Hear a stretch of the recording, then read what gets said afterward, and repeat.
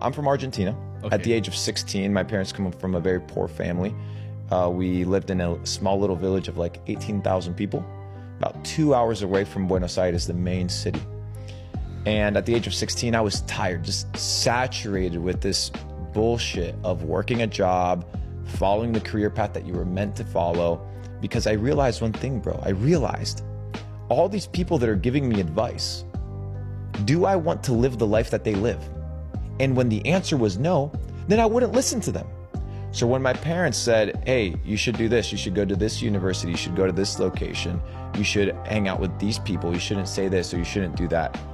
And then I evaluated the outcome of their life as much as I love them. I was like, well, I don't want the life that my parents have. I want a different life.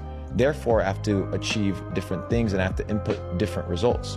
And I have to do different kind of measurements of business if I want to elevate. I can't be doing what my parents do. If my parents are doing 50K, 100K a month, I can't be capped by that mindset. I can't be capped by that information. So at the age of 16, you moved to US. My uncle, in fact, is a pilot. And since we couldn't afford, the ability to sit in a regular seat because I couldn't buy a ticket, my uncle let me sit in the flight attendant seat. So there I was at the age of 16 with $200 that my parents gave me in a suitcase on my way to America. Alone. So I went from, working, cleaning toilets, power washing streets, to knocking doors, sleeping in my car, homeless, working at restaurants, washing dishes. What was your first job in the US? My first job in the US was pressure washing basketball courts. Wow. That was my first job in America, bro. And then cleaning toilets was my second job. Cleaning toilets? Yeah. You've cleaned toilets? Clean toilets. And there, it was called code brown or code black when a toilet got clogged.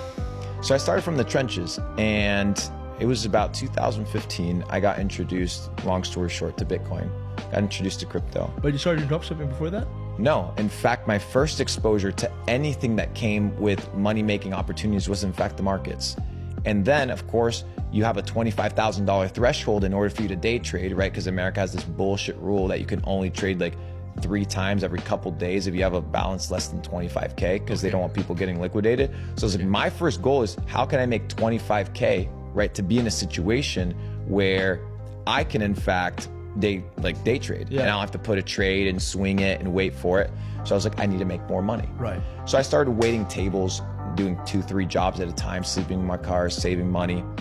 Because in the US, in many restaurants, you get paid your tips that same day.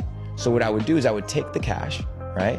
I would go to Wells Fargo, the ATM, in my car. I would deposit the money. It's so vivid in my mind. I would deposit the money. It would be instantly reflected, the balance in my bank account. Yeah. And we would spend half of the budget buying crypto, right, on Bitstamp. And then the other half, it would be our advertising budget for Facebook ads for that day.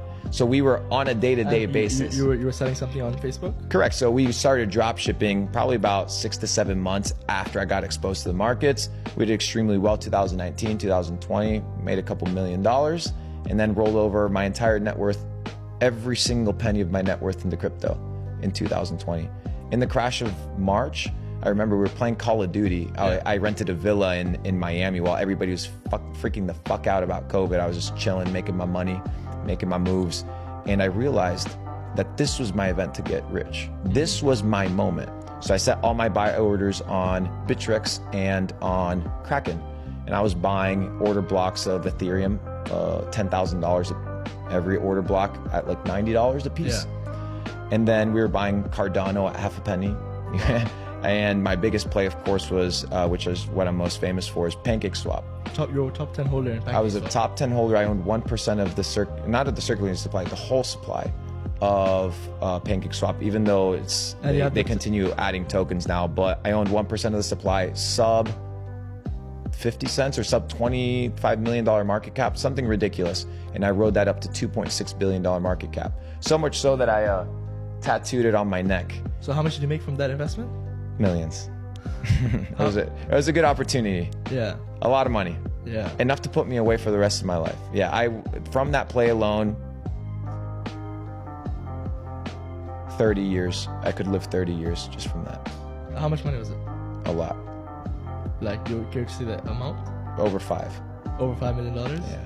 Nice. Amazing. And how much did you make from the drop shipping? Generated over 16. $16 million revenue. Damn, that's crazy. Yeah, easy light work, bro. The goal is, what people don't understand is that the goal in business is to make money, but then you got to multiply the money. Yeah. And it's easier to multiply it through investments and through high risk, high yield opportunities, because when you're young, like we are, you can take risks. Yeah. You can do things that most people aren't willing to do. You can be aggressive. You don't have a family to feed. Exactly. And that's what I did. I was aggressive. But just like I made, $5 to $7 million in a day in crypto, which is where I made most of my money, I've also lost a ton of money, right? Because I realized that if you want to play big, right, and you want to make a lot of money, you have to be able to bet big as well. Yeah. And that's what people don't talk about. You see it on the news, you see it on Yahoo or CNBC, you see a fund lose $100 million or $200 million, and you don't actually think about how much money that actually is. Yeah. But that's a bet. That's a bet. So I came to realize I'm no longer in the business of doing bets for fucking drop shipping. I'm no longer betting on $50 ad sets and shit of that nature. I'm here doing 10 million plus deals. That's the game that I'm in at this point. Because since you're expending the same amount of time and energy, might as well secure a bigger bag. Yeah. I'll tell you what my biggest niche was. My biggest niche was home products. Why? Because I understood that I needed a few things in order to succeed in dropshipping. One is I needed an evergreen market. I needed to sell a product that wasn't a one-off. I couldn't have one-time customers. I needed repeat customers with long and high lifetime value retention.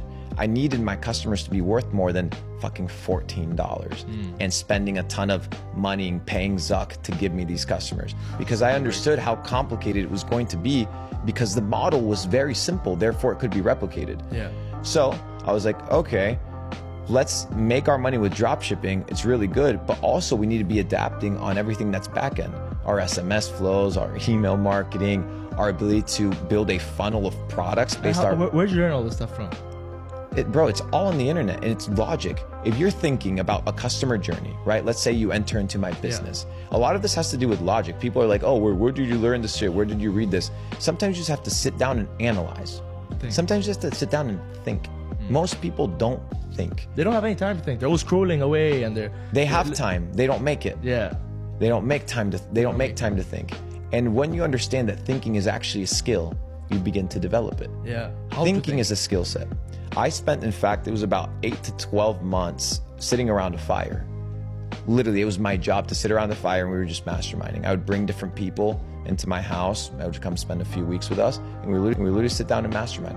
I didn't make money for that period of time. We were making, 100, 200K a month, light work, but I spent my entire time developing how to think. And what I realized is, with dropshipping specifically, is that in order for you to have a winning niche, you need a couple things. The first one is an evergreen ecosystem, your ability to continuously sell in perpetuity. Okay. The second thing is you need a big enough audience. Okay. So your pool of customers, if you're trying to scale to $1 million day, you can't have a 200,000 person audience. You need a big market. You need a big market. Target the masses. So that's why I was like, okay, let me sell household products, because every person is going to need this in perpetuity, always and forever. 100%. So when COVID rolled around, which was our first kind of like $1 million day, was $1 million in a day. Light work. I've done $5 million in a day. Profit. It's nothing, bro. What you're looking at here, Dubai, what I'm doing is fucking pennies, dude. You look in Dubai, these motherfuckers printing $1 billion a day. So when all these kids on the internet, they're like, oh, $5 million, there's no way. Dude, you have no fucking idea the level of wealth there is out there, and your pee-wee brain can't get it. It's okay. So $5 million is chump change. I see it as a stepping stone to what we're gonna be doing in the future.